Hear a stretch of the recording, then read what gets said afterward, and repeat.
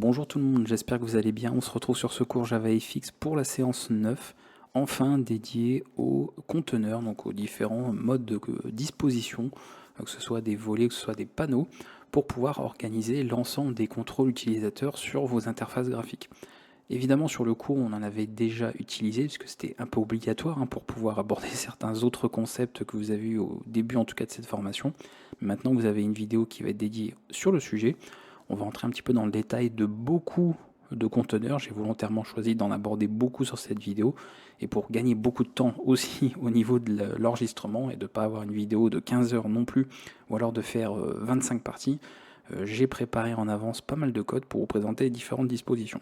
Donc ce qu'on va faire, on va aborder ces derniers. Donc j'ai créé ce petit programme qui va nous permettre d'avoir, alors si je fais pas la bonne commande déjà on va galérer. Donc je vais vous montrer ça tout de suite. On va directement entrer dans le vif. Et on abordera comme ça chacun des éléments. Donc j'ai fait un petit programme qui va résumer un petit peu tout ce qu'on va voir. Donc vous voyez, ça fait beaucoup. Tout ça, bien sûr, vont constituer des classes qu'on va manipuler au niveau de JavaFX. Et on va en avoir également d'autres qu'on ne voit pas forcément ici, qui vont être utilisés pour certains de ces conteneurs, avec quelques-uns qu'on a pu voir très rapidement, et d'autres qui vont être totalement nouveaux, mais qu'on va aborder en détail. Donc je trouvais le plus intéressant, évidemment, parce qu'on est sur de l'interface graphique, de vous montrer directement des exemples pour chacun visuels, et pas seulement vous donner certains d'entre eux à l'oral.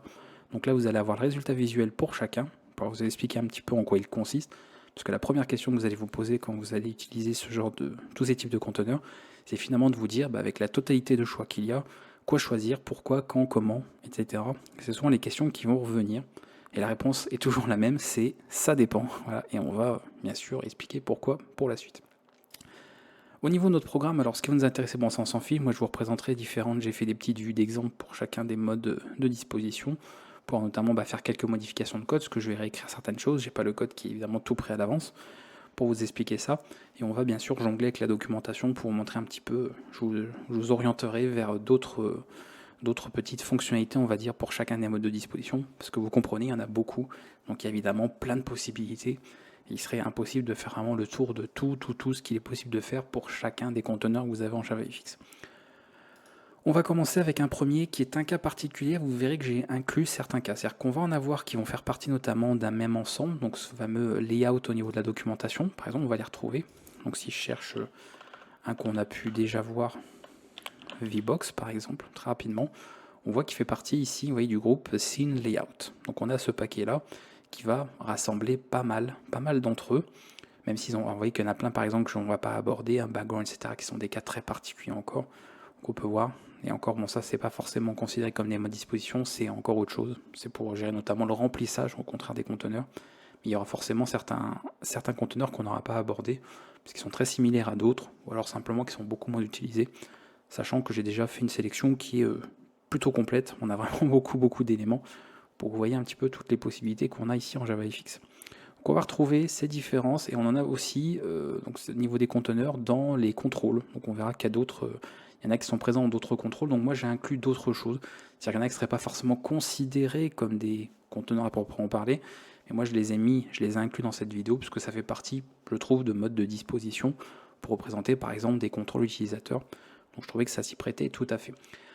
On va commencer tout de suite, sans perdre de temps maintenant, que les explications ont été données, avec un premier qu'on a pu voir très rapidement, qui est un mode disposition dit en groupe, c'est-à-dire qu'on va juste ajouter des éléments tels quels et ils vont être mis dans notre interface sans forcément avoir une disposition très particulière. Donc si on regarde ce que ça donne visuellement, on a ici cet exemple d'interface.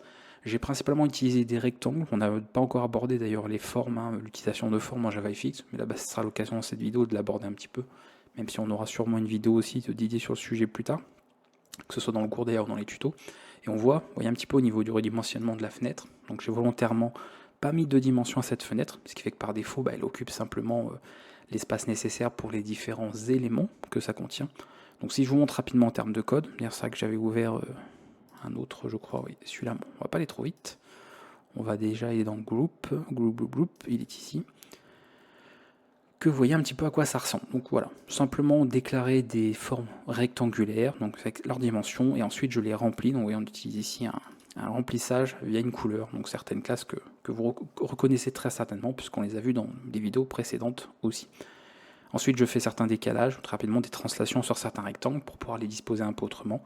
Et je mets tout ça dans le mode de disposition group, puisque la classe que j'ai créée ici pour l'exemple étant tout simplement la classe JavaFX group. Donc les éléments sont tels quels. Si je n'avais pas fait de translation pour les rectangles que vous voyez partout, là ici, le vert, le bleu, le violet et le rouge, ils seraient tous et ils commenceraient tous au même endroit. Donc c'est vraiment, bon groupe, on l'utilise quand même dans des cas très très spécifiques, donc pas souvent, parce qu'il n'y a pas de mode de disposition particulier comme vous allez le voir dans les suivants. Donc c'est plus quand on veut avoir besoin de certains éléments en groupe, vous voyez, ça porte bien son nom, c'est très vague, c'est très abstrait, on ne sait pas trop. On met des éléments tels quels.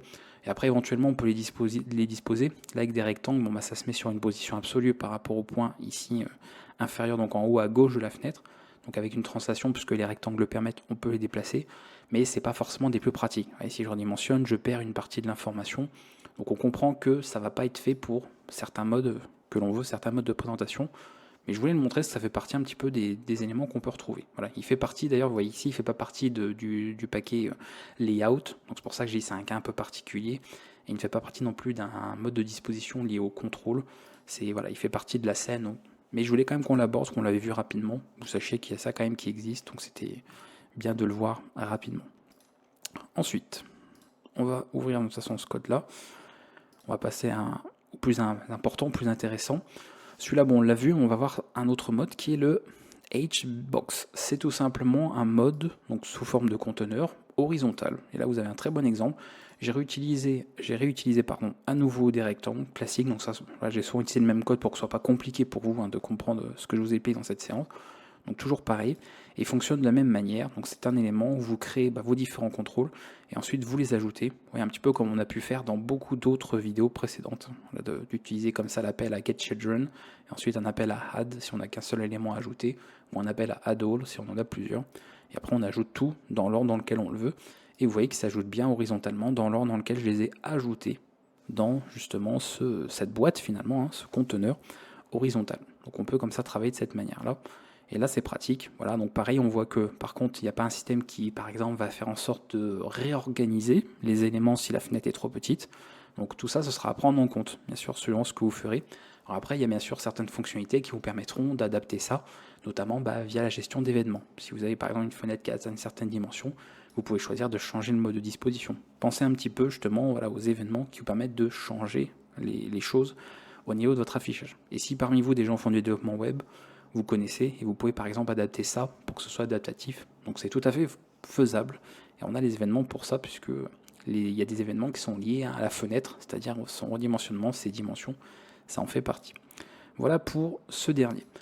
On va aborder finalement celui que j'ai montré, je pense, quasiment le plus, quasiment à chaque fois sur les vidéos précédentes, pour les différents notamment éléments que je vous ai présentés de contrôle, de vue, tableau, etc., de liste, qui est le même, mais avec une approche verticale. Donc on a, comme vous voyez, les éléments qui sont ajoutés à la verticale, chacun de haut en bas. Donc c'est exactement comme HBox, mais ici en vertical. Donc vraiment, il n'y a pas de piège, on va dire, par rapport à ça. C'est relativement simple. Alors pour ces deux-là, je ne vais pas aller trop vite quand même, parce que là je vous présente juste visuellement. On va retrouver la possibilité d'aligner les éléments. C'est-à-dire que là, vous voyez que les éléments sont alignés d'une certaine manière par défaut. Donc je peux rouvrir par exemple celui-ci. Et on a, vous voyez, ces éléments-là. Quand j'étends ma fenêtre ici, je la redimensionne, ils sont vraiment toujours collés ici en haut à gauche. C'est simplement parce que la position qui est choisie au départ est une position en top left, donc tout simplement en haut à gauche. Donc c'est-à-dire qu'on va retrouver un élément pose, comme ceci, donc qui est une classe de JavaFX, et sa valeur par défaut sera spécifiée à top left. Évidemment, on peut changer cette dernière. Donc si je veux récupérer ça, alors je vais récupérer pour les noms. On va aller par exemple dans celui-ci. Vous allez retrouver une méthode setAlignment, normalement, voilà, qui est ici, et qui va prendre, donc c'est ça que je voulais rechercher pour le paquet, c'est bien en géométrie, pour l'alignement de l'élément. Donc à partir d'ici, il va falloir que je referme le programme, on va faire ça comme ça. On va aller dans géométrie. Alors certains j'avais ajouté en avant, mais d'autres non. Il faudra que j'ajoute en fonction de ce que je voulais vous montrer. Voilà, et ensuite, on va aligner autrement les différents éléments. Cet alignment, pose, et on a différentes énumérations, c'est ça que je peux vous les montrer quand même que vous voyez, pas que vous les dire à l'oral. Voilà, et on retrouve les différents alignements ici, différentes valeurs d'énumération de cette classe en fonction de là où vous voulez faire votre alignement. Donc nous, si on fait Center, vous comprenez bien que ça va avoir un changement ensuite visuel. Donc je montre là-dessus. Donc vous comprenez aussi pourquoi j'ai écrit pas mal de code d'avance, parce que si vous imaginez, s'il faut que je vous montre comme ça toutes les méthodes intéressantes de chacune des classes de disposition et de conteneur, ça aurait été très très très long. Donc j'ai gagné pas mal de temps préparant un code en amont pour que vous ayez le visuel, et après je rajoute comme ça des petites choses, je fais des modifications pour montrer un petit peu ce qu'il est possible de faire. Et là vous voyez, centré, voilà, on comprend très bien hein, ce qui se passe, ça fait presque une clé USB. On voit bien la différence par rapport au mode de tout à l'heure. Donc vous pouvez comme ça adapter, bien sûr, si vous voulez mettre des éléments qui sont collés vraiment sur la droite, ici, en bas, etc. Tout peut être modifié avec cette méthode-là. On va avoir bien sûr une autre méthode si on veut notamment alors faire du remplissage, donc ça bon c'est le cas. Bon, après je travaille avec des rectangles donc c'est pas forcément le plus comment dire, le rectangle peut être trompeur, voilà. Comme c'est une forme, il fonctionne avec certaines propriétés, un certain comportement qui pourrait être trompeur par rapport à ce qu'on peut voir visuellement. Si vous faites certains tests vous par la suite avec simplement des boutons ou avec des étiquettes ou du texte simplement, des champs de texte, vous verrez peut-être un résultat qui est beaucoup plus parlant et que vous comprendrez peut-être mieux. Voilà. Il est possible qu'avec les rectangles, comme on choisit des dimensions, etc., on pourrait être tenté de dire ah bah donc ça marche comme ça, sauf qu'en réalité non, c'est pas vraiment. C'est parce que le rectangle a des propriétés particulières, ce type de classe ici en JavaFX. Donc on va retrouver tout ça. Voilà, donc il y a notamment fill height qui est normalement par défaut à true, donc c'est-à-dire que les éléments sont remplis dans la hauteur qu'ils occupent. Donc celle-ci, mais qui peut être éventuellement changée. Donc on peut le retirer. Et après, on va avoir aussi, si vous voulez, le fait d'agrandir les éléments en fonction qu'on a pour la priorité. Et ça, c'est hashgrow qui est ici et qu'on peut aussi utiliser avec le nœud en question. Donc attention, c'est une méthode statique. Et ensuite, la priorité. Donc ça, c'est si c'est tout le temps, de temps en temps. Et vous avez aussi voilà, un système d'énumération. Always, sometimes, never. Donc ça, c'est à gérer. Et le problème sans en être un, c'est qu'encore une fois, pour tout ce que je vais vous présenter ici, il va pas seulement falloir regarder la vidéo que je vous présente et les explications que je vous donne, il va falloir tester de votre côté, faire des petits programmes, justement, ça va vous faire plein d'exercices à faire pour créer des interfaces, mettre différents contrôles, donc pas seulement des rectangles comme moi j'ai pu faire, mais d'autres choses, et tester plein de modes de disposition, et visuellement, au moins l'avantage, c'est que vous verrez le comportement que ça a, et vous comprendrez le code que vous utilisez. C'est le meilleur moyen que vous aurez de comprendre, ah oui, donc tel mode de disposition, si je mets des boutons, si je mets tel élément, il se passe ça, et si je redimensionne la fenêtre, quel est le comportement, quelles sont les actions, finalement, qu'est-ce qui se passe lorsque je redimensionne une fenêtre et que j'utilise tel conteneur qui présente tel type de contrôle utilisateur. Et comme il y a des cas, voilà, il y en a des centaines de cas, forcément, on ne peut pas faire une vidéo pour tous vous les montrer. Donc il faudra bien que vous regardiez ça de votre côté, que vous testiez, que vous expérimentiez pour voir un petit peu comment ça tourne et quel est le comportement de ces différents éléments. Voilà pour ces deux-là, donc voilà pour la partie évidemment pour VBox, hein, vous n'auriez pas hashgrow horizontal, vous auriez vgrow, voilà, parce que pour faire un agrandissement, on va dire vertical, puisque la disposition n'est pas la même, la direction n'est pas la même pour ces deux-là, c'est pour ça qu'il y a deux classes distinctes. Ok pour ceux-là. Là on va aborder des cas plus à part. Alors, il me semble que de toute façon, on avait vu ça. Group, je l'avais utilisé, je crois, au début du cours. VBox, je l'ai utilisé quasiment pour toutes les vidéos où je vous ai présenté des contrôles utilisateurs. Et peut-être que j'ai parlé vite fait de HBox, mais bon, je vous l'ai dit, c'est pareil, sauf que c'est horizontal. Par contre, je pense que tout ça est nouveau. J'ai pas souvenir que j'en avais abordé un dans les vidéos précédentes. Puisque justement, il fallait que je fasse cette vidéo pour qu'on en parle plus en détail. Donc, ça va être la nouveauté pour tout ça.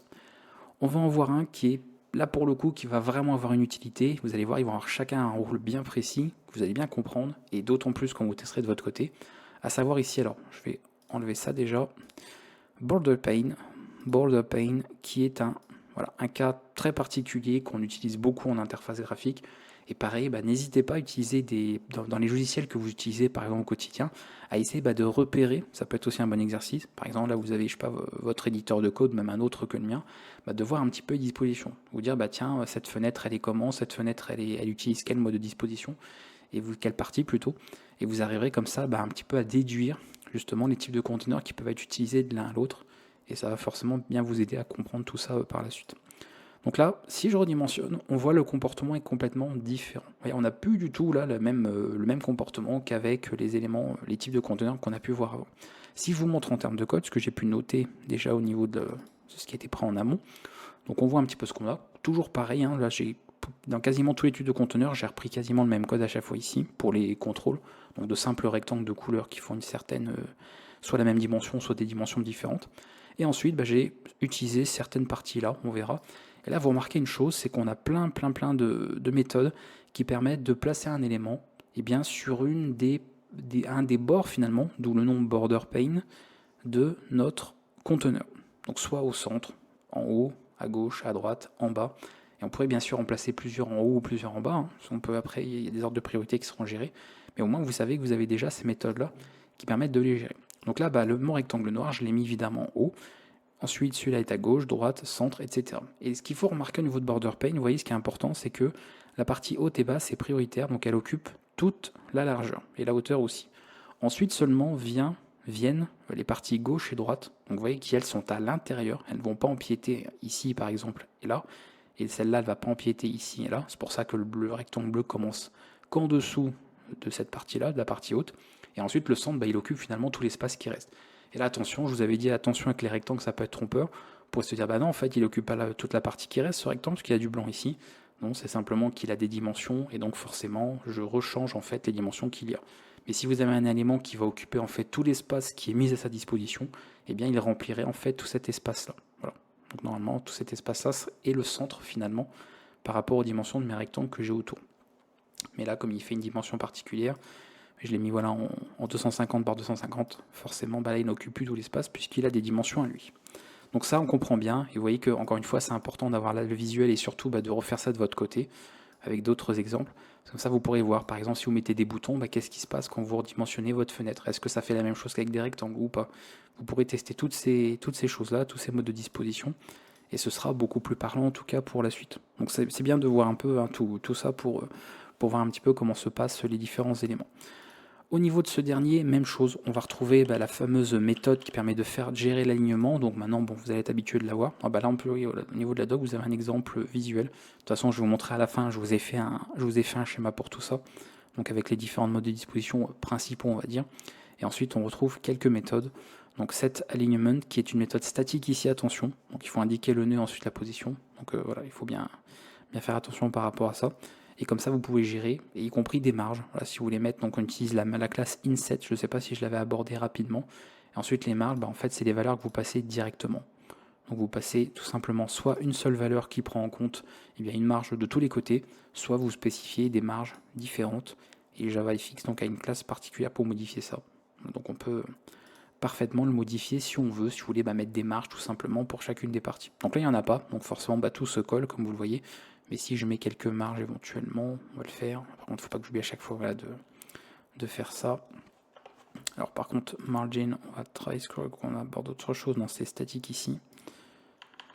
Parce que ça se fait sur l'ensemble de l'élément. Alors ça, vous verrez, des fois, c'est inclus directement. C'est une méthode d'instance. Parfois, c'est une méthode statique. Donc il faudra prendre en compte ce qu'on veut. Donc là, on va mettre... Alors il faudrait que je mette un élément qui soit plus parlant. À la rigueur, celui-là. Et ensuite, je vais mettre une même marge pour chacun de 15. Et une 7, est-ce que je l'avais inclus? Non. Est-ce que c'est dans géométrie? Il me semble que oui. Mais je préfère toujours vérifier aussi, on va prendre l'habitude. On n'est pas là pour tout retenir par cœur. Hop. On va recompiler, exécuter. Pour vous montrer vite fait la marge, je ne ferai pas pour les autres forcément conteneurs, quand on va revoir les mêmes méthodes, je ne vous les montrerai pas à chaque fois. Là, comme c'est la première fois qu'on l'a abordé, je vous montre un peu ce que ça peut donner. Et là, vous voyez, on comprend bien, marge de tous les côtés. Donc là, tout de suite, ça vous parle. Et ça garde bien à disposition. Encore une fois, c'est bien de comprendre que par contre, chaque zone, le haut, le bas, la gauche, la droite et le centre, vraiment respectent leur espace. Ils ne vont pas empiéter sur l'espace de l'autre, quitte à perdre ensuite certaines informations une fois que la fenêtre est trop petite, bien sûr. Mais on ne va pas avoir cette disposition qui va venir empiéter. Et c'est important parce que vous verrez que d'autres modes de disposition, eux, au contraire, vont aller empiéter sur un autre. Je pense notamment à, comment il s'appelle, Anchor Pane, qui lui, en revanche, va pas garder sa position suivant les dimensions de notre fenêtre. Donc tout ça, c'est bien de le prendre un petit peu en compte. Donc ensuite, on peut gérer, voilà. Vous avez les différentes méthodes, set center, je ne vous les présente pas, je vous les dis rapidement à l'oral, vous avez compris le principe. C'est là où vous voulez positionner votre élément que vous avez, donc en haut, en bas. Et aussi, petite parenthèse, que ça ne sera pas forcément logique, mais je le dis quand même. Comprenez que on met en place, voyez, on organise avec tous ces éléments-là des nœuds. Sachez que toutes ces classes de conteneurs sont des nœuds aussi. C'est pour ça que c'est important de bien comprendre la hiérarchie des classes au niveau de Java. Parce que si je vais dans la classe Node, qui représente le nœud de manière globale en JavaFX, ici, on a plein de parties, d'accord, qu'on retrouve ici. Par exemple, on va avoir, alors nous, ce qui va nous parler surtout, ça va être parent, ici, on va aller voir celui-là.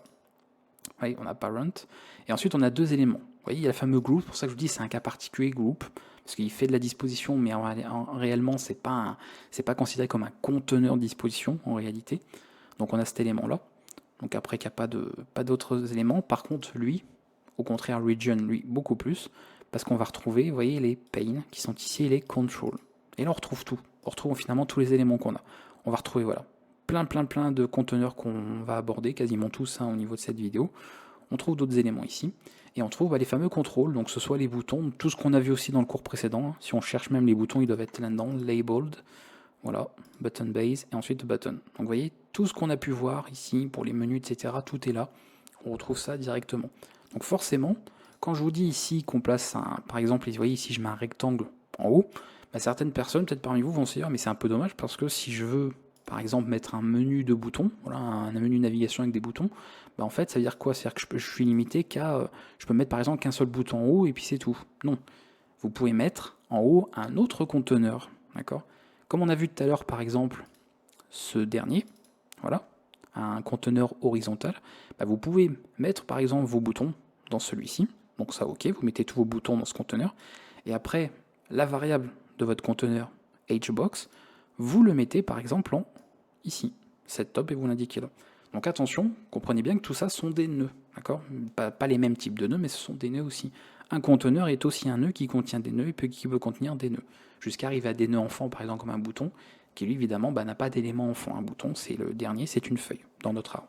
Donc n'oubliez pas toujours cette histoire de scene graph, ce qu'on a pu aborder, cette organisation sous forme d'arbre, qui fait que, oui, ici, moi, j'ai mis des rectangles, mais vous pourriez mettre d'autres conteneurs qui contiennent à leur tour d'autres conteneurs. Vous pourriez mettre par exemple un hbox dans un hbox, tout à fait possible. Et on peut comme ça, en fait, on va dire, organiser un petit peu les éléments suivant ce que l'on veut. Et si vous avez des difficultés, vous faites un petit schéma sur un papier, n'importe quoi. Après, on verra qu'il y a des logiciels pour faire ça, mais on l'abordera un petit peu plus tard aussi dans la formation. Mais vous pouvez comme ça vous représenter visuellement un petit peu l'interface que vous voulez faire. Et après, automatiquement, vous arriverez à vous dire, une fois, surtout à l'issue de cette vidéo, ça, ok, je veux le mettre dans tel conteneur, ça, il faut plutôt un border pane, ça, il faut plutôt ça. Et vous arriverez à organiser comme ça tous vos éléments et avoir l'interface que vous voulez. Donc ça ne posera pas de problème. Voilà, pour les explications ici que l'on a, et on en fait le tour pour border pane, je pense que c'est ok. Passons au suivant, j'en parlais justement, un qui empiète un peu sur les autres, qui est Anchor Pane, et qui va fonctionner justement par un système d'ancrage, où vous allez cette fois-ci positionner les éléments à une extrémité, mais vous voyez que les éléments y restent à cette extrémité. Ici j'ai mis 3 rectangles à gauche, 3 rectangles à droite, bien compris, donc on va montrer directement en termes de code ce que ça donne. Voilà, donc j'ai créé ces différents rectangles comme tout à l'heure, ça n'a pas changé. Certains par contre avec une petite translation, parce que sinon ils viendraient se coller les uns aux autres, donc attention à ça. Et ensuite, je choisis de les mettre ensemble. Donc vous voyez, celui-là je l'ai mis à droite, et celui-là je l'ai mis à droite aussi. Mais si je n'avais pas fait une translation du rectangle, forcément il serait par-dessus le rectangle rouge. Donc j'ai fait une petite translation pour que on ait chaque rectangle qui soit bien en fait à sa place, par-dessus le rectangle noir d'ailleurs. Donc le rectangle noir est ici, et ensuite, si je veux que le rectangle violet ne soit pas sur le noir, j'ai juste fait une translation du rectangle, puisque c'est une fonctionnalité que le rectangle a en JavaFX, pour le mettre dans cette position. Et là pareil, j'ai mis un décalage pour ces deux-là, et on a ça. Pareil, l'ordre dans lequel je les ai indiqués ici est important, puisque vous allez voir ici, donc je redimensionne ma fenêtre, on en a bien compris. Si je redimensionne là, on perd l'information, ok. Et si je redimensionne là, cette fois-ci, vous voyez, ça ne s'arrête pas là, d'accord, il n'y a pas une collision qui se fait.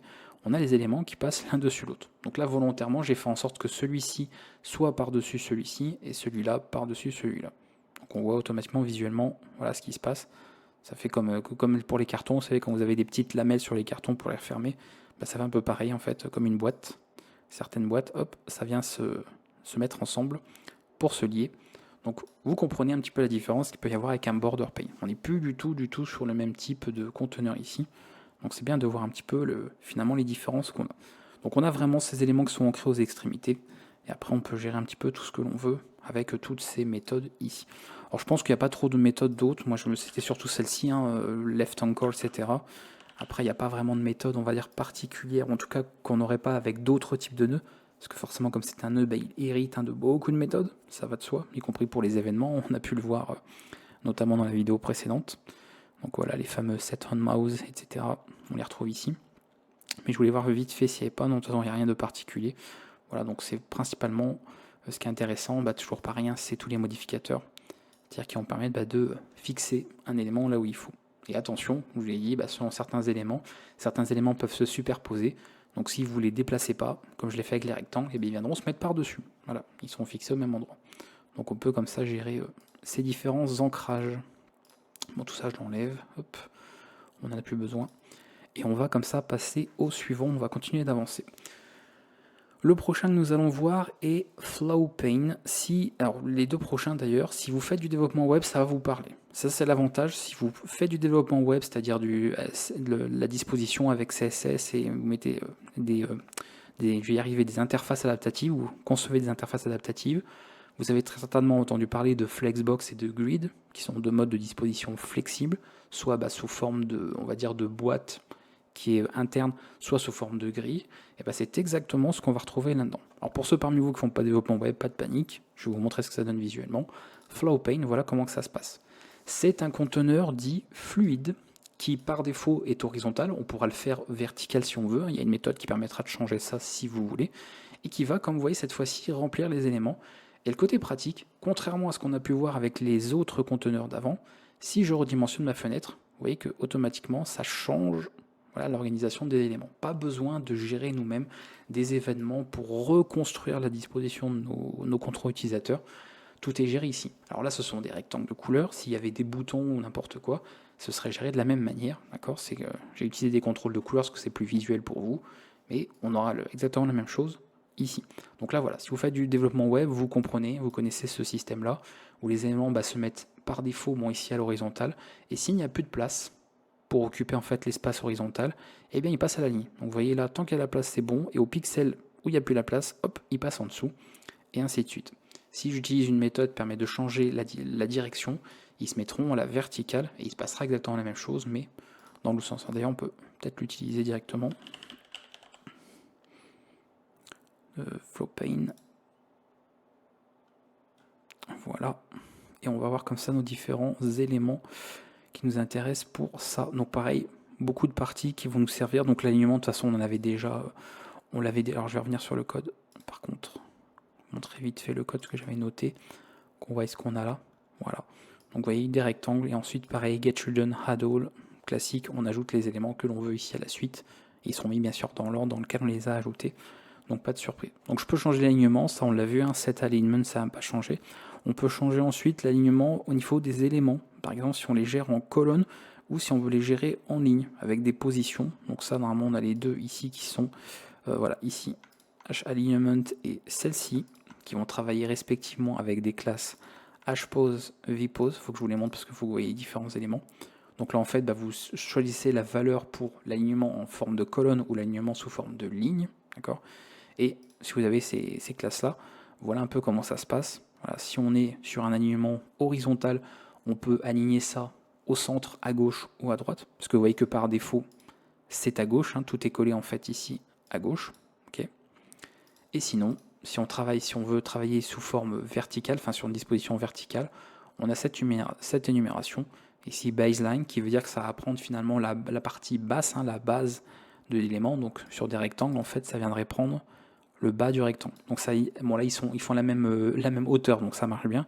Mais s'ils ne faisaient pas la même hauteur, un baseline, ça voudrait dire, en fait, on aligne les éléments, vous voyez, sur leur base. Donc même s'il y en a qui sont plus petits, plus hauts, moins hauts, peu importe, ils seraient alignés sur cette partie-là et non pas sur la partie haute. C'est ça que ça veut dire si jamais vous ne connaissiez pas. Et ensuite, bottom, center, top, bon, classique. On comprend bien un petit peu ce qu'il en est pour ces... J'ai ouvert 15 000 trucs, oui. Pour ces différentes dispositions que nous avons là. Après, on peut bien sûr créer une partie. Donc, par exemple, je peux faire un petit... pas comme ça. Pour ajouter un petit espace, pour ajouter un... Comment je peux dire, une zone, oui, entre les deux. Et je vais mettre, je sais pas, 10. Faut que je relance.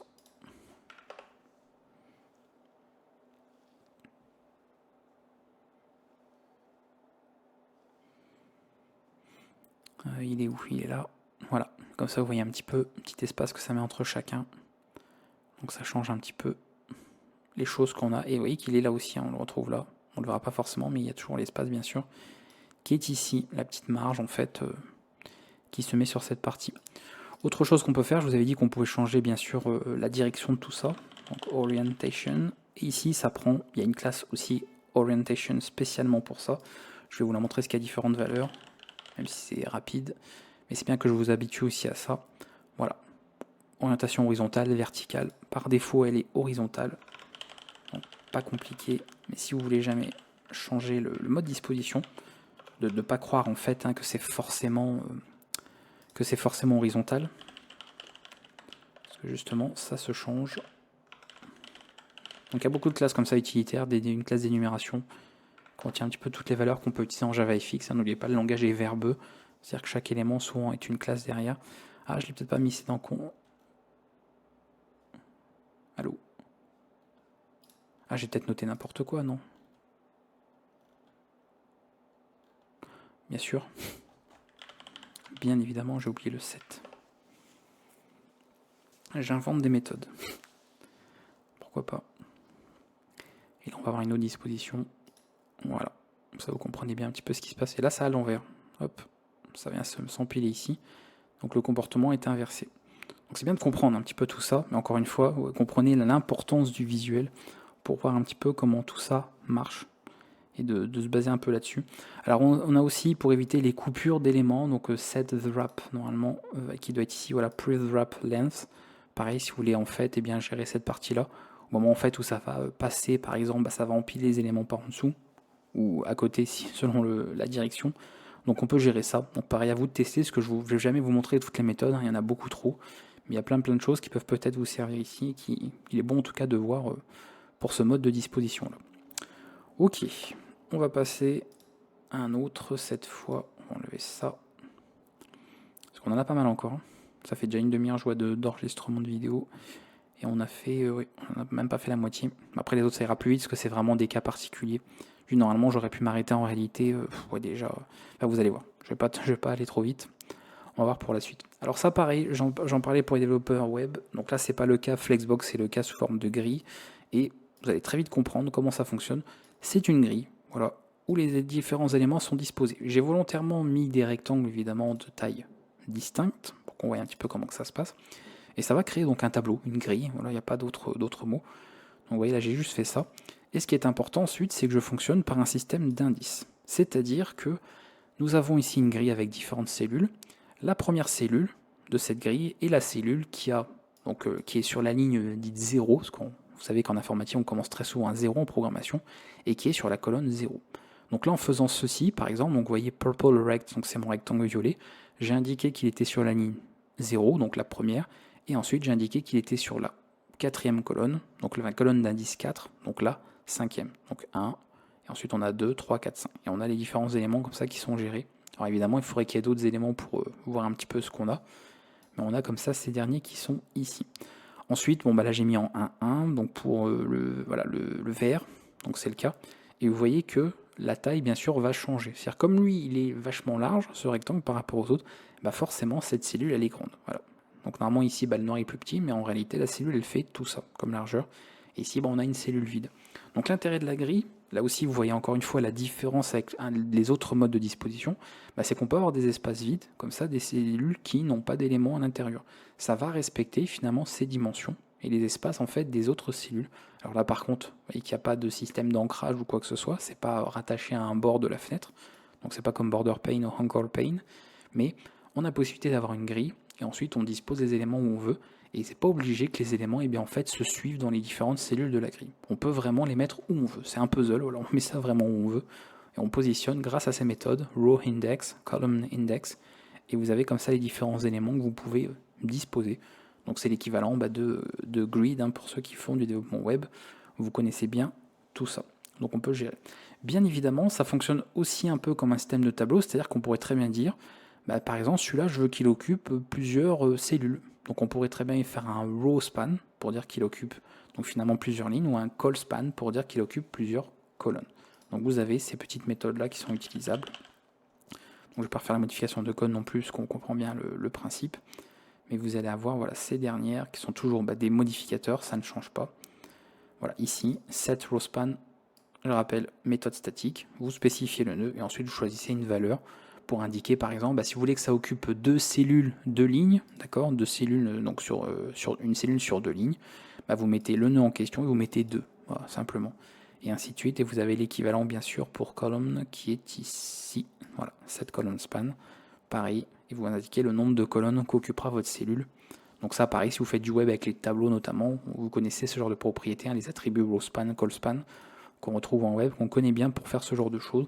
Ça fonctionne aussi et c'est pratique. On peut également mettre des espaces entre chacun, set hgap, vgap, donc ce qu'on a déjà vu sur d'autres outils. Donc je vais vite là-dessus, vous avez les deux.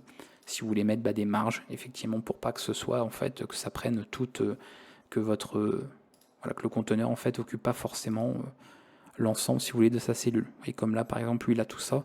Donc il est sur les bords. Si je mets une marge horizontale ou verticale, j'aurai ici une marge ici ou une marge là, en fonction de ce que je veux mettre. Donc tout ça, bien sûr, peut être géré aussi. Et après, on a des marges globales avec un set margin qui normalement est là, je pense. Voilà, il est là aussi, qu'on avait vu tout à l'heure sur d'autres dispositions. Donc vous connaissez aussi maintenant. Donc vous voyez qu'on retrouve certaines méthodes comme ça, récurrentes d'un type de conteneur à un autre. Donc ça, c'est classique. Avec plein de règles. Alors ça, je ne vais pas forcément les aborder, mais ce sont souvent des méthodes, les set constraints, vous allez les retrouver dans plein de conteneurs, j'en parle rapidement comme je les ai sous les yeux. Ce sont des méthodes, vous voyez, qui peuvent permettre de paramétrer plein d'éléments. C'est un petit peu une méta-méthode qui va permettre de régler plusieurs paramètres en un seul appel à une méthode. Si vous voulez par exemple vraiment tout spécifier ici, vous pouvez quasiment tout faire. Voilà, dans certains cas, quelques exceptions, et bien tout paramétrer. Et sinon, si c'est des paramètres juste bien spécifiques, vous avez généralement une méthode seule pour pouvoir le faire, qui vous permettent comme ça de gérer. On peut même afficher les grilles les lignes de la grille, pardon, aussi. Donc on a plein de possibilités avec ce mode de disposition. Donc c'est bien ce qu'il faut comprendre. Voilà. Là on est sur des éléments fluides, là on est sur vraiment des éléments de grille qui vont avoir des cellules particulières. Toujours sur ce principe de cellules, on va retrouver le cas tile pane qui va ressembler à celui-ci, mais la différence avec ce dernier, déjà c'est qu'on ne place pas les éléments sur une cellule en particulier, et chaque cellule sera unique. Unique, n'importe quoi, elle sera égale et donc elle sera uniforme. C'est-à-dire que chaque cellule va faire les mêmes dimensions. Donc là, j'ai volontairement mis des rectangles avec des dimensions croissantes, et forcément, toutes les cellules du tile, en fait, qui est d'ailleurs très utilisé dans le jeu vidéo, quand on va faire par exemple des ressources graphiques pour des jeux en 2D ou ce genre de choses, toutes les cellules vont faire les dimensions de l'élément le plus grand. Donc là, en fait, c'est que on retrouve ici les dimensions du rectangle bleu, donc ici du carré, parce qu'ils ont les mêmes longueurs et largeurs. Et là, pareil à nouveau, là, pareil à nouveau, là, pareil à nouveau. Et comme j'ai fait des carrés de plus en plus petits, forcément, on voit beaucoup plus à chaque fois d'espace. Donc avec ce genre d'effet-là qui se produit. Et pareil, un mode de disposition, puisqu'on est dans un système de tuiles. Donc c'est comme pour Flow, voilà, ça va se mettre ensemble. Donc ça, c'est important, et encore une fois, le visuel vraiment permet de comprendre, parce que s'il n'y a pas de visuel, ou un moyen en tout cas de vous l'expliquer, c'est difficile de se faire un petit peu à l'idée du comportement que peuvent avoir les éléments de contrôle selon les dispositions que l'on utilise. Donc forcément, il y a des cas qui seront beaucoup plus intéressants pour vous que d'autres, suivant ce que vous voulez faire au niveau de vos interfaces graphiques. D'où l'intérêt d'en connaître plusieurs, et ensuite de pouvoir adapter selon vos besoins. Donc il n'y a pas de mieux, ne vous dites pas qu'avec un on peut tout faire, puisqu'on peut, dans l'absolu, oui, certains, on pourrait tout faire en assemblant avec le même conteneur, mais il y a des conteneurs quand même qui sont prévus pour certains types d'utilisation, qui sont faits pour ça, et c'est très intéressant de les connaître, parce qu'après vous savez tout de suite ce qu'il y a à utiliser. Donc je ne pourrais jamais vous conseiller de vous dire tu devrais plutôt utiliser ça ou ça selon, ça dépendra vraiment de ce que vous voulez faire, des éléments que vous voulez mettre, du comportement que vous voulez avoir sur ces éléments, et de l'interaction que vous voulez offrir à l'utilisateur avec les différents éléments de votre interface. Donc il n'y a pas de meilleure manière de faire, c'est juste à adapter suivant les besoins et ce que vous voulez proposer comme mode d'utilisation, en tout cas pour l'utilisateur final. Voilà, TilePane, alors je peux regarder vite fait, vous montrer ce que je l'ai quand même écrit, histoire de ne pas l'avoir écrit pour rien. Donc vous voyez, rectangle, et ensuite on ajoute les éléments, donc vraiment pas de surprise. On retrouve les méthodes classiques, comme pour gérer l'alignement, appliquer une marge. On peut également choisir si on veut une certaine préférence pour la hauteur et la largeur. C'est-à-dire si vous voulez pas par exemple que ça prenne par défaut les dimensions du contrôle le plus grand, finalement, qui occupe le plus d'espace dans votre ensemble ici, vous pouvez très bien dire, par exemple, je veux que la largeur, la hauteur des cellules fasse 500 par 500, Et dans ce cas-là, elle ferait toute 500, même si l'élément le plus gros ne fait pas du tout cette dimension-là. Donc on peut faire ça aussi avec un tile pane. C'est prévu pour gérer un petit peu tout ça. Ou alors simplement gérer pour la largeur ou la hauteur. On peut faire l'un ou l'autre. Donc tout se gère. Et bien sûr, l'alignement aussi. Si on veut, par exemple, parce que là, vous voyez que le tile, par défaut, est en haut à gauche. D'accord ? Donc ça commence ici. Mais on pourrait très bien le mettre ailleurs. Alors ça, c'est bien de le voir, je pense, la méthode. Mais ça va être aussi le même usage que ce qu'on a pu voir. Donc on va avoir en fait tout ce qui est complet, qui doit être un set tile alignment, si je dis pas de bêtises, voilà, elle est là. Et donc pareil, elle prend une position, et donc pareil, vous choisissez la position que vous voulez, center, etc. Donc on peut gérer ça, on va peut-être le changer vite fait. Montrer un petit peu quand même si on a beaucoup d'autres choses à voir.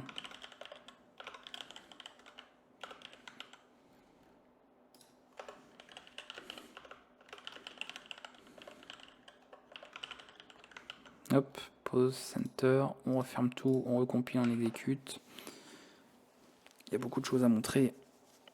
Et comme ça, on va avoir une disposition complète qui est faite au centre. Donc ça va permettre de voir. Alors je sais pas si on verra différence. Si on le voit, c'est bon. Pour dimension, voilà. Donc vous voyez là, il est centré. Voilà. Donc c'est pour ça que la méthode s'appelle set. C'est pas ça que je voulais faire d'ailleurs moi, mais tranquille. Justement, je voulais gérer ça. Hop, on refait. Pas gérer l'alignement central, mais je veux gérer le complet, quoi.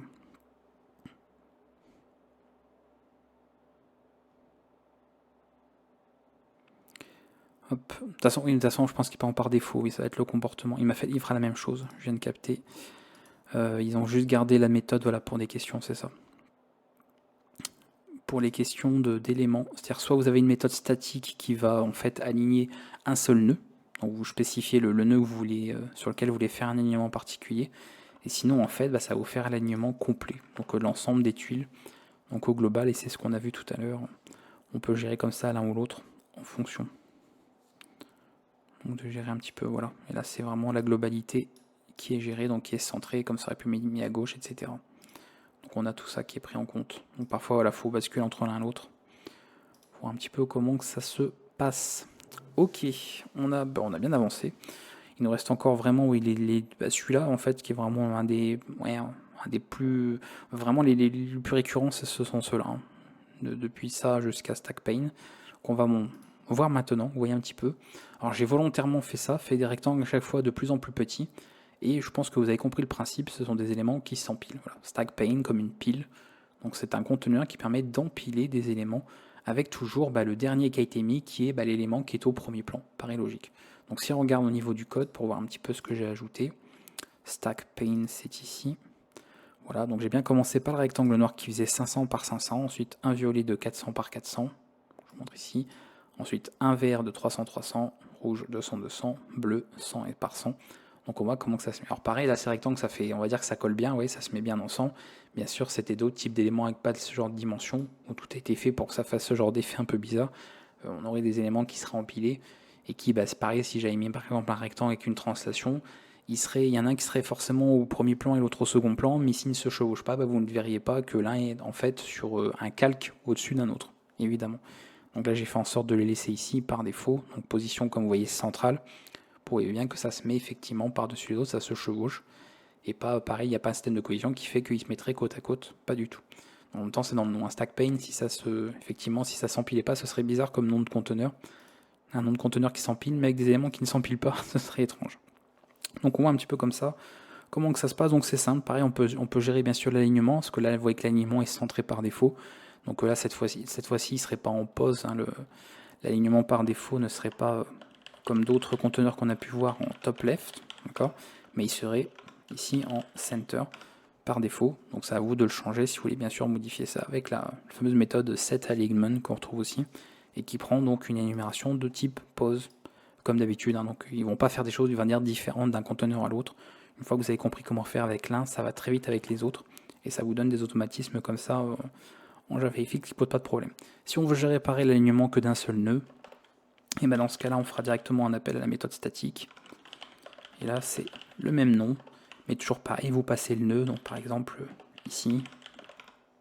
Et puis, je sais pas moi, bottom. Après, selon la taille, aussi il est plutôt... Il est petit, donc je pense qu'on verra.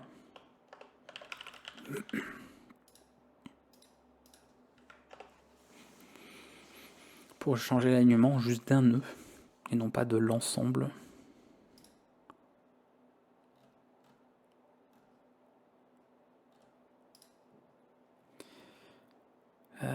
Bottom... Ah, attendez, j'ai dit une bêtise. Ah oui, bah oui, il faut spécifier pause. Oui, c'est pas H pause ou V pause, oui, il faut préciser où exactement. C'est vrai, c'est un peu plus complet. Oui, j'avais un petit doute. C'est bien de vérifier dans la doc, hein, des fois. Il y a tellement de classes en fait en Java que après on finit par se mélanger. Il y a beaucoup d'énumération. Donc là, on a stack pane, voilà. Donc là, il est bien en bottom left. Et vous voyez qu'il sait, pareil, bah, il chevauche évidemment celui qui devrait chevaucher, ça qu'il est quand même à une taille qui fait que ça chevauche pas. Le bleu passe pas par-dessus, mais évidemment, comme le bleu a été mis après, bah, s'il était un peu plus grand, eh bien le bleu passerait par-dessus. Et à la rigueur, comme on n'est pas non plus à 20 secondes, on va juste le changer. Voilà, on va mettre, hop, on va laisser en forme de carré pour qu'il passe vraiment, que ça s'empile. Donc on peut bien sûr avoir une disposition, hein, on pourrait faire une rosace, hein, et ça passerait aussi. Voir un petit peu chacun des éléments. Donc vous voyez, lui a été mis après, donc il est empilé au-dessus du rectangle, donc ici du carré rouge, donc évidemment il vient par-dessus. Donc c'est bien, il faut bien comprendre ça, hein, vraiment, une fois que vous avez compris ça, c'est important. Et là pareil, vous voyez la position, effectivement, on revient bien à ce que je vous disais, quand c'est centré, bah, c'est la partie avec l'espace qui reste. Et ici, comme ça a été mis en bas à gauche, eh bien, il va bien garder cette position et il va être collé aux dimensions, donc au bord en fait de votre interface. Donc tout ça, il faut bien le comprendre, parce que parfois on peut s'attendre à certains on va dire comportements différents, et puis après coup, quand on teste, quand on redimensionne la forme, on se rend compte que, ah oui, en fait, je pensais pas que ça ferait ça. Vous voyez, c'est important. Et là, hop, ça passe en dessous. Donc là, ça fait des effets sympas. Bon, on a vu finalement tous ceux qui étaient les principaux de ce que je voulais vous montrer, en tout cas ici. J'ai volontairement inclus d'autres cas, parce que bien sûr, je trouve qu'il y a des cas assez intéressants aussi. Alors, Dialog Pane, on va passer rapidement, parce que comme j'ai mis ici, bon, je vous ai montré visuellement ce que ça donne, une des possibilités, mais comme je l'indique sur cette petite boîte de dialogue, il y a beaucoup de choses en fait qu'on peut aborder, qu'on peut faire avec Dialog. Alors ça utilise généralement un type qui est Dialog Pane, mais c'est un cas particulier, donc j'allais pas l'aborder ici sans qu'on ait vu tout ce qui concerne les boîtes de dialogue, les boîtes d'alerte. Donc vous aurez une vidéo, soit dans le cours, soit dans les tutos, il y a plus de chances que ce soit dans les tutos, sur le sujet. Donc surveillez ça régulièrement pour voir si elle n'est pas sortie au moment où vous regardez cette séance. Et vous aurez comme ça un petit peu tout le détail ici. Là, on va aller assez vite parce que ceux-là sont simples. Il n'y a pas grand chose à dire dessus, mais c'est bien, je trouvais c'était intéressant de les présenter.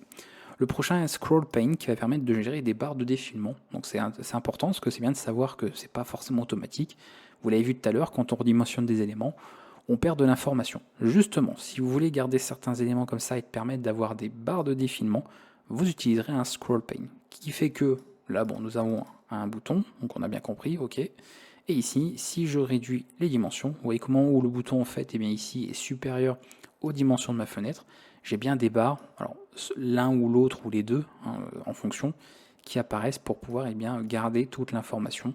Donc classique, hein, ça on connaît sur les interfaces graphiques qu'on utilise au quotidien, on comprend bien, mais c'est bien que vous compreniez surtout que c'est pas automatique, voilà, c'est à vous de programmer ça pour que ce soit géré au niveau de vos applications. Donc c'est pour ça que je voulais aborder les derniers, parce que c'est quand même important de voir que il y a une classe pour ça en JavaFX, donc Scroll Pane, qui permet de gérer ça. Donc là j'ai créé mon bouton classique, je lui ai mis certaines dimensions pour que c'est un peu plus gros que évidemment les dimensions par défaut. Et ensuite j'ai juste indiqué que, vous voyez, de mon Scroll Pane, quel est le contenu. Donc Scroll Pane contient le bouton. Et ensuite j'ai simplement indiqué qu'il doit mettre donc ici la barre horizontale. Bon, seulement c'est nécessaire, mais de toute façon il le fera par défaut comme c'est pas indiqué pour l'autre. Dès qu'il y a besoin. C'est-à-dire qu'il n'affiche pas tout le temps la barre quand il n'y a pas besoin. Mais par défaut, en fait, il affiche les deux si nécessaire. Donc vous avez un petit peu ces méthodes-là si vous voulez. Sinon, ce sera affiché en fait tout le temps. Vous n'avez pas forcément, par exemple ici, quand j'ai la fenêtre comme ça, j'ai pas forcément envie d'avoir des barres ici qui de toute façon ne peuvent pas se déplacer puisque l'élément est affiché complètement dans mon interface. Donc c'est à vous de gérer un petit peu tout ça au niveau de ce mode de disposition aussi. Passons au suivant. Un cas aussi un peu particulier, mais que je trouvais très important à aborder, qui est Split Pane. Split Pane, c'est un système de volée. Alors ça, vous en avez un très bon exemple, sur nos éditeurs de code, on en utilise plein. Vous Voilà. On a souvent des éditeurs, par exemple ici pour l'explorateur, ou quand on installe des extensions, voilà ici, on a ce genre de choses. Vous voyez, bah ça, vous avez très bon exemple de split pane ici en direct. Donc on voit un petit peu tout ce qu'on a. Donc on a comme ça ce dernier qui peut être géré pour voir un peu comment que ça se passe. Et visuellement, donc là, bon, bah, j'ai deux champs de texte. Ok. Alors, on passe à l'autre. Hop. Et je peux bien sûr redimensionner tout ça. Alors bon là, je vais faire un... Bon, j'ai pas mis de passage à la ligne. Voilà, donc on perd l'information non, puisqu'il y a la barre d'effilement qui elle est gérée automatiquement. Par contre, vous voyez là, j'ai pas mis de scroll pane, mais on peut effectivement gérer les volets différemment. Donc ça, c'est pratique. Voilà, on peut mettre plein d'éléments comme ça. Et là, bah, je vous ai montré un cas pour le coup très concret de l'usage qu'on peut avoir de ce genre de conteneur, on va dire, de ce système-là, qui va mettre en fait un diviseur. Par contre, son utilisation peut être un peu compliquée au départ si vous ne faites pas attention.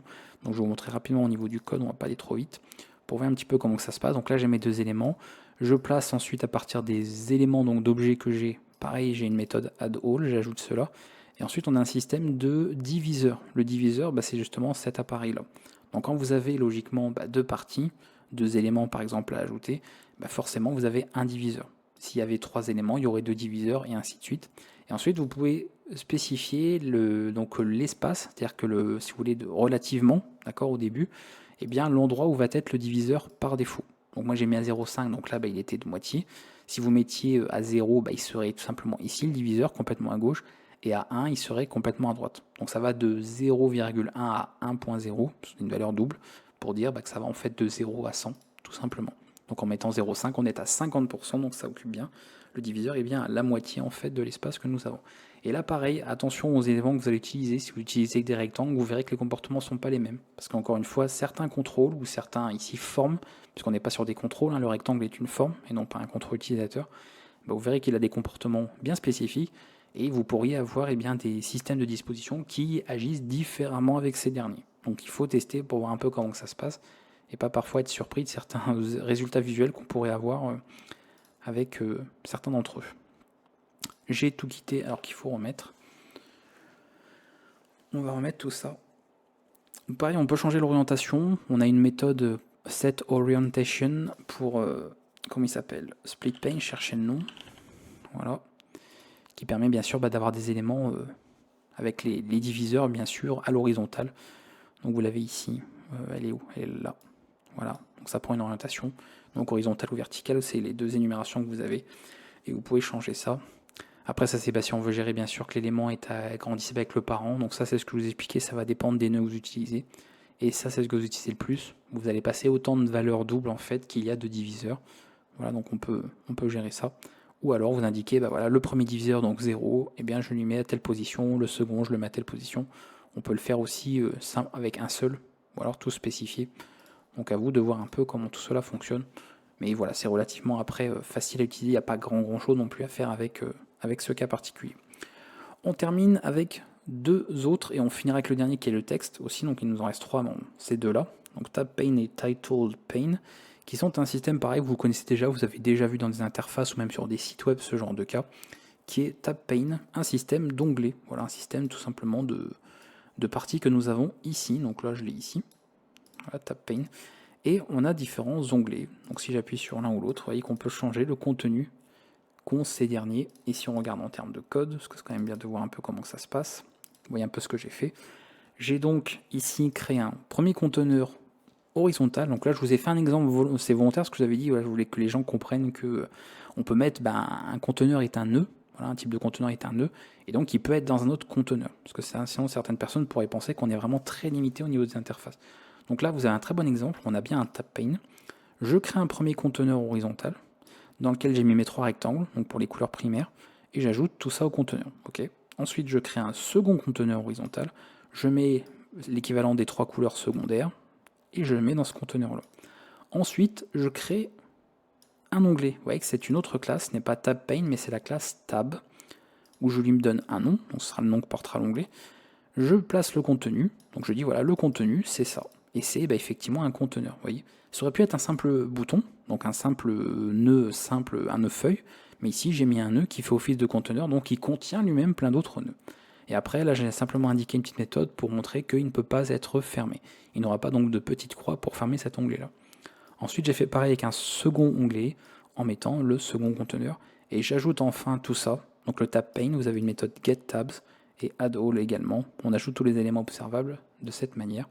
Donc on a ça. Donc vous voyez ici, je ne peux pas fermer. Ici, par contre, une fois qu'il est sélectionné, je peux fermer ce dernier. Et on perd l'information. Bon, ça peut gérer bien évidemment. Hein. Il y a des événements pour gérer le cas où on a fermé ici un onglet. Donc on a plein de choses qu'on peut faire avec tab pane.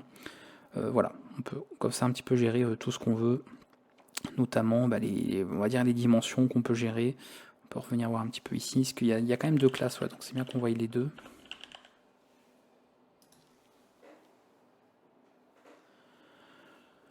Qu'on voie ça, tab pane, voilà. Vous voyez rapidement. Donc on peut changer ici le côté, cette side property si on veut changer ça. C'est-à-dire que vous pouvez avoir vos onglets, toutes les parties. Donc moi visuellement vous voyez qu'ils sont en haut. Si vous voulez votre système d'onglets en bas, à gauche, à droite, vous pouvez le faire. Voilà, on peut changer le côté si on veut par rapport à ça. Et on utilise une classe side, classe utilitaire, donc d'énumération, qui contient les 4 valeurs classiques pour indiquer en fait la partie que vous voulez. Donc ça, tiens, à la rigueur, on peut le montrer visuellement, parce que ça change quand même pas mal de choses, c'est bien de le voir. Qu'on voit un petit peu ce que ça peut donner. Hein.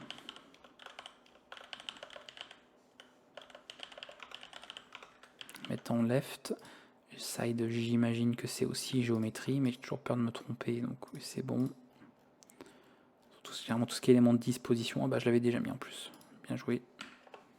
J'avais prévu le coup pour économiser un peu de temps sur la vidéo, pas avoir à rajouter des classes à chaque fois. Même si ça fait long. Tab pane, voilà.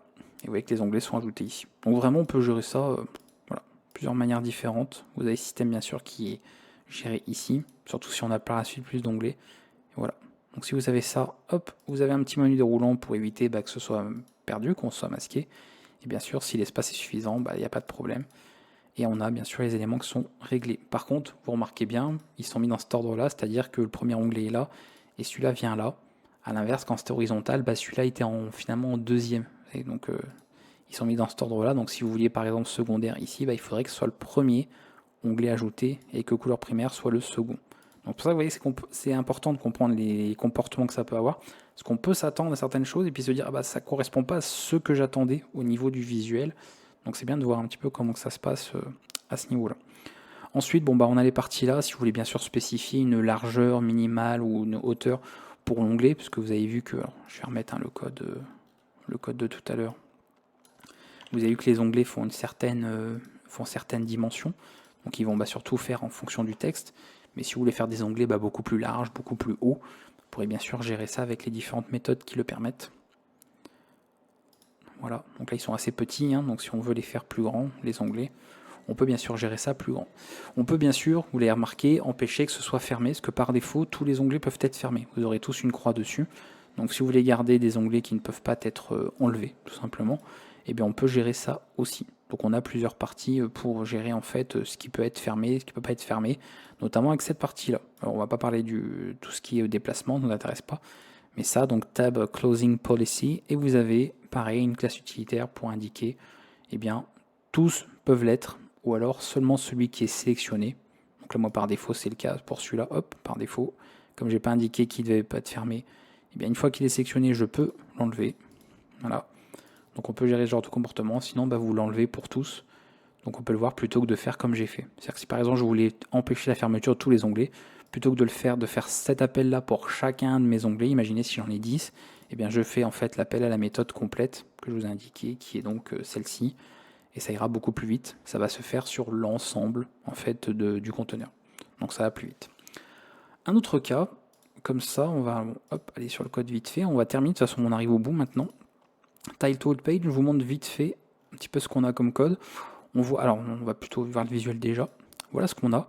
C'est un autre cas aussi, pas ici sous forme d'onglet, mais sous forme de menu déroulant, et c'est un peu, vous savez, soit on utilise ça en web pour le spoil, quand on veut pas divulgacher, comme le veut le terme français, un élément qu'on veut le masquer par défaut, on peut avoir ce genre de conteneur, et ensuite quand la personne clique, avec le texte qu'on a pu indiquer ici, on peut afficher en fait les différents éléments qu'on veut. Alors attention, parce que par défaut, le conteneur ici sera de cette forme.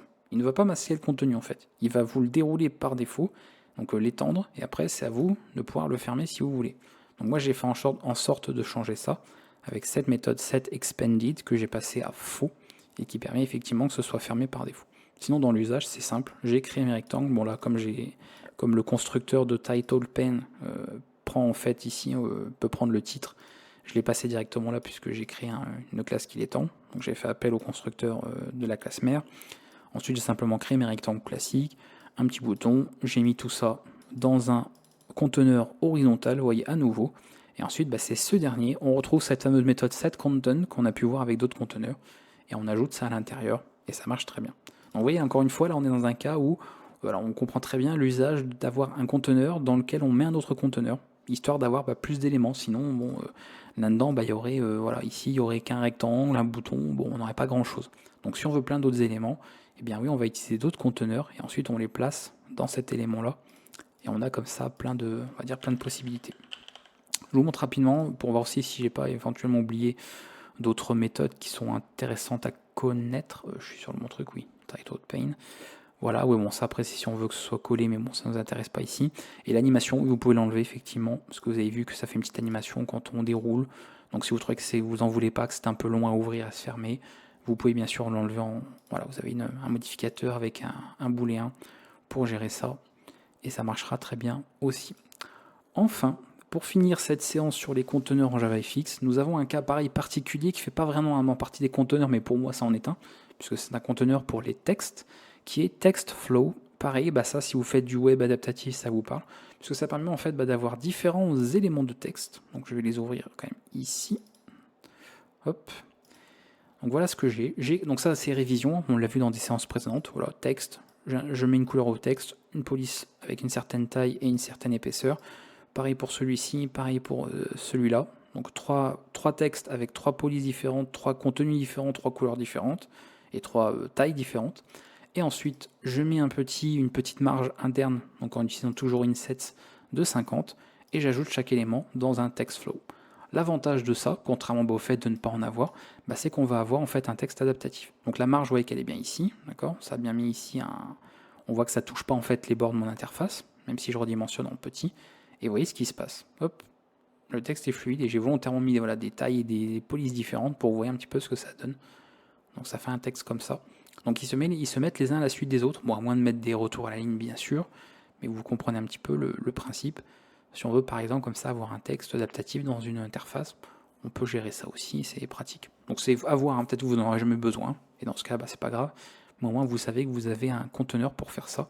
C'est pour ça que je voulais l'aborder dans cette vidéo, même s'il ne fait pas partie des layouts, les fameux layouts en JavaFX, puisqu'il est ici, vous voyez, il fait partie de Scene. Voilà, c'est comme pour Group, c'est un cas un peu à part, mais je voulais qu'on aborde en tout cas dans cette vidéo pour clore cette séance. Alors j'espère que ça aura été clair, j'ai pris le temps, bon ça fait 1 heure de vidéo, mais au moins voilà, vous avez, en 1 heure, je vous ai expliqué, pas tous, mais quasiment tous les conteneurs qu'on peut retrouver, les modes de disposition en JavaFX, donc ce serait compliqué de faire plus, on va dire, plus concis, mais en même temps aussi détaillé pour chacun de ces cas-là. Et maintenant, vous savez ce qu'il vous reste à faire. S'il y a des choses que vous n'avez pas compris, vous pouvez poser des questions dans les commentaires. Et surtout, encore une fois, je me répète beaucoup, mais c'est important, pratiquez et ne faites pas que pratiquer mon code à moi. C'est pour ça d'ailleurs que je ne vous passe pas, par exemple, mon programme, pour que vous n'ayez plus qu'à cliquer et vous regardiez. Non, le but, c'est que vous fassiez l'effort d'écrire du code, d'apprendre, d'assimiler et de tester par vous-même, de voir comment ça marche. Parce qu'il y a plein de choses que je ne vous ai pas montré visuellement dans cette vidéo, que vous verrez par vous-même en testant et que ça vous permettra en fait de comprendre ce que vous faites, comprendre ce que vous êtes en train d'apprendre, et ça va largement vous aider pour la suite. Et en plus, si vous ajoutez à cela un petit peu des événements, parce que vous avez vu que certains événements sont implicites, sont gérés par défaut avec tous les systèmes de conteneurs, ils ont des événements qui leur sont rattachés, vous pourrez très bien en ajouter d'autres, donc vous avez largement de quoi vous exercer, ou alors vous aurez la playlist d'exercices de JavaFX, mais sans forcément attendre celle-ci, vous pouvez aussi déjà vous exercer avec tout ça, vu le nombre de classes, d'éléments qu'on a pu voir. Et pour ceux qui aiment bien un petit peu les résumés visuels, avant de nous quitter, vous avez donc dans la description de la vidéo un petit lien vers le GitHub, où je vous ai fait un petit schéma rapide, en fait des différents conteneurs, pour que vous voyez d'un seul coup d'œil, bon j'ai pas mis les cas particuliers comme je disais, et bien ce que ça donne visuellement. Même si bien sûr, selon les paramètres qu'on change, ça peut changer les choses. Donc on comprend bien, Edgebox, on a bien un mode horizontal, vertical pour VBox, Border Pane, on retrouve bien ce principe de priorité pour le haut et le bas, comme vous voyez. Anchor Pane permet d'avoir les éléments qui sont collés au bord de la fenêtre. split pane avec des fameux diviseurs qu'on peut déplacer, grid pane qui va être en fait un ensemble de grilles avec des cellules qui n'ont pas les mêmes dimensions, voilà, qui vont juste avoir des dimensions qui leur sont spécifiées. La même chose pour tile pane que grid pane, mais cette fois-ci avec des tuiles de dimensions uniformes. Flow pane qui est un élément fluide où les éléments vont s'empiler, enfin se mettre les uns en dessous des autres, si on est bien sûr par son comportement par défaut, c'est-à-dire horizontal en fonction des dimensions de la fenêtre. Ensuite on a stack pane avec simplement l'empilement des éléments, on est bien compris. Tab pane pour avoir un système d'onglets, et enfin titled pane pour avoir cet effet de menu déroulant en fait qui masque ou affiche d'autres éléments de votre interface graphique. Donc au moins comme ça je vous ai fait ça a pris un peu de temps parce que c'est toujours long à faire les visuels. Au moins vous avez un bon moyen, un bon résumé visuel de voir tout ça pour bien comprendre en tout cas d'un premier coup d'œil comment fonctionne chacun. Et encore une fois je réponds à la question que vous vous poserez peut-être, qu'est-ce que je dois utiliser comme conteneur pour tel truc? La réponse c'est ça dépend de vous, ça dépend de ce que vous voulez faire. Voilà, c'est à vous de voir. Certaines personnes qui utilisent par exemple quasiment que Hbox pour tout faire, qui mettent en fait des conteneurs horizontaux dans des conteneurs horizontaux et qui font en fait leur construction comme ça. Il y en a d'autres qui vont plutôt choisir la grille et ensuite à l'intérieur de certaines grilles vont utiliser par exemple du on-core pane ou vont utiliser du Hbox, du Vbox en fonction. Il y en a qui vont préférer des éléments par exemple pour présenter une galerie d'images, donc vont plutôt utiliser TilePane. Il y en a qui vont bien aimer utiliser certains d'onglets ou de menus déroulants, donc vont vouloir utiliser ces modèles-là. Bref, tout dépend. Il y a encore une fois jamais de solution qui est meilleure qu'une autre. Voilà, vous voyez avec vos interfaces graphiques, vous utilisez tous les jours. Il y en a que vous allez préférer, d'autres non. Et tout dépend des concepteurs, les intégrateurs, comment ils ont fait ça, les designers, comment ils ont fabriqué un petit peu ces interfaces, comment ils ont créé l'ergonomie, le côté pratique, le côté fonctionnel. Donc vraiment, il y a à boire et à manger, on y retrouve de tout. Et après, c'est plus question liée aux préférences, on va dire, de chacun et aux besoins aussi de chacun. Voilà, tout est dit, tout est fait. On en termine là avec cette séance JavaFX. On se retrouvera prochainement. Je pense qu'on va peut-être aborder la personnalisation avec... Ah non, pas, j'allais dire tout ce qui est mis en forme avec CSS, mais pas du tout. Non, on va voir un petit peu tout ce qui est lié aux propriétés. Parce qu'on en a parlé brièvement aussi. Il va être le temps, comme pour les conteneurs, qu'on fasse une vidéo sur le sujet pour entrer en détail. Parce que c'est ça qui va faire toute la liaison entre le visuel et les données. Il faut que l'utilisateur puisse interagir avec tout ça et qu'on ait enfin des éléments interactifs dans nos programmes JavaFX. A bientôt pour la suite du cours.